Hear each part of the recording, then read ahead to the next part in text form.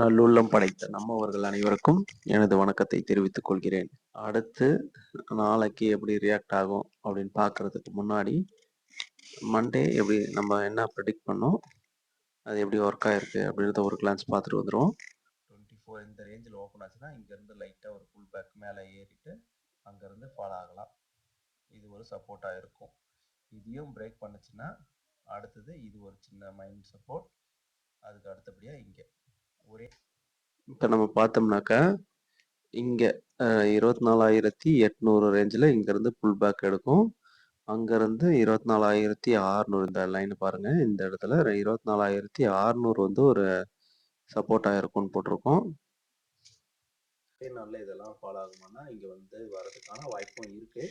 But என்னுடைய prediction பிரகாரம் maximum 24,800 இந்த ரேஞ்சில் வந்து சஸ்டெயின் ஆகலாம். இப்போ தெளிவாக என்ன சொல்கிறோம்னா 24,800 வந்து சஸ்டெயின் ஆகலாம்னு சொல்கிறோம். இது வந்து முன்னாடியே நம்ம வந்து சண்டேவே போடுறோம். இங்கேருந்து கீழே நேராக ஃபாலோ ஆகிருக்கலாம் இல்லையா? நம்ம இங்கே ஓப்பன் ஆகும், அதாவது வந்து 24,800 நம்ம இங்கே ஓப்பன் ஆகும் நாம் நினச்சோம். பட் அங்கேருந்து கொஞ்சம் கீழே ஃபாலோ ஆகி ஓப்பன் ஆகிருக்கு. பட் இங்கேருந்து மேலே ஏறி இருக்கு பாருங்கள். நம்ம சொன்ன மாதிரியே மேலே ஏறி இருக்கு. அங்கேருந்து ஃபாலோ ஆகிருக்கு. 24,600 சப்போர்ட் எடுத்து மறுபடியும் மேலே ஏறி இருக்கு.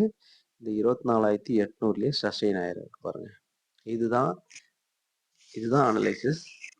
இது வந்து பெரிய ட்ரேடர் கூட நம்ம அவ்வளோ சொல்ல மாட்டாங்க. எக்ஸாக்டா எவ்வளோ தூரத்தில் எங்கே ஓப்பன் ஆகும் அப்படின்றது வந்து சொல்ல மாட்டாங்க. ஏன்னா இது வந்து ஒரு அனுபவம். இது இருந்தால் மட்டும்தான் நம்மளால ஷேர் மார்க்கெட்டில் சஸ்டெயின் பண்ண முடியும். ஓகேங்களா?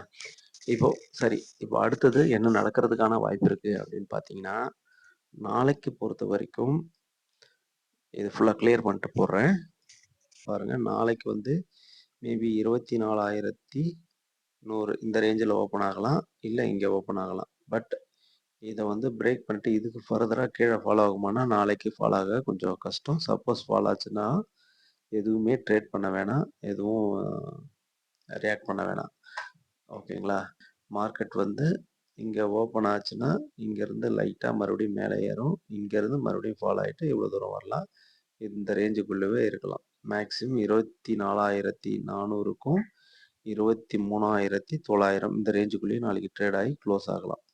இப்போ இது மாதிரி க்ளோஸ் ஆச்சுன்னா அதுக்கு மறுநாள் இதுக்குள்ள ரியாக்ட் ஆகுது அப்படின்னா ஒரு ஆக்சுவலாக கேண்டில் வந்து எப்படி ஃபார்ம் ஆகணும் அப்படின்னு பார்த்தீங்கன்னா, இந்த இடத்துல வந்து ஒரு பையரும் செல்லரும் டாமினேட் பண்ணிட்டு ஈக்குவலாக சப்போர்ட் எடுத்து நின்னதுன்னா மார்க்கெட் வந்து இங்கேருந்து மறுபடியும் கொஞ்சம் மேலே ஏறுறதுக்கான வாய்ப்பு இருக்குது. மறுபடியும் மேலே ஏறினா ஒரேடியே மேலே ஏறுமா அப்படின்றத வந்து நம்ம பார்க்கணும். அந்த நியூஸை பொறுத்து தான். ஓகேங்களா? இங்கேருந்து ஒரு இங்கே இந்தக்குள்ளேயே சஸ்டெயின் ஆகும் இந்த ஒரு 2-3 நாளைக்கு.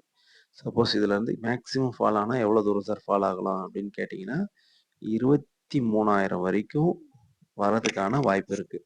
இது வரைக்குமே நாம் வந்து புல்லிஷில் தான் இருக்கோம். என் வியூ பிரகாரம் இது வந்து நான் வந்து செபி ரிஜிஸ்டர்டு ரிசர்ச் அனலிஸ்ட் கிடையாது. இது ஃபுல் அண்ட் ஃபுல் எஜுகேஷன் பர்பஸ்க்காக நம்ம ஷேர் பண்ணுறோம். இப்போ வந்து போர்ட்ஃபோலியோ நெகட்டிவாக இருந்தால் என்ன பண்ணலாம் அப்படின்னு கேட்டிங்கன்னா, நீங்கள் வந்து எல்லாத்துலேயுமே ஒரு 10%, 100% இல்லை, 10% உங்களுடைய கேபிட்டலில் 10% மட்டும் நாளைக்கு 23,900 இந்த ரேஞ்சில் இருந்ததுன்னா வாங்குங்க. 10% மட்டும். ஏன்னா கீழே எவ்வளோ தூரம் ஃபாலோ ஆகுன்றது வந்து யாராலையும் சொல்ல முடியாது. பட் என்னுடைய அனலிஸ் பிரகாரம் 23,000 வரைக்கும் வரதுக்கான வாய்ப்பு இருக்குது. இது வந்து ப்ராபபிலிட்டி கம்மி. என்னுடைய அனலிஸ் பிரகாரம் இங்கிருந்தே ரிட்டர்ன் ஆகலாம். பட் என்ன நடக்குதுன்றதை பார்த்து தான் நம்ம கன்ஃபார்ம் பண்ண முடியும். ஸோ 10% மட்டும் ஆட் பண்ணுங்கள். ஃபர்தராக ஃபாலோ ஆச்சுனாலும் நம்ம ஆட் பண்ணுறதுக்கு நம்மளுக்கு கேபிட்டல் வேணும். இதை மட்டும் ஃபாலோ பண்ணுங்கள். இதுதான் ரேஞ்சு. நன்றி, வணக்கம்.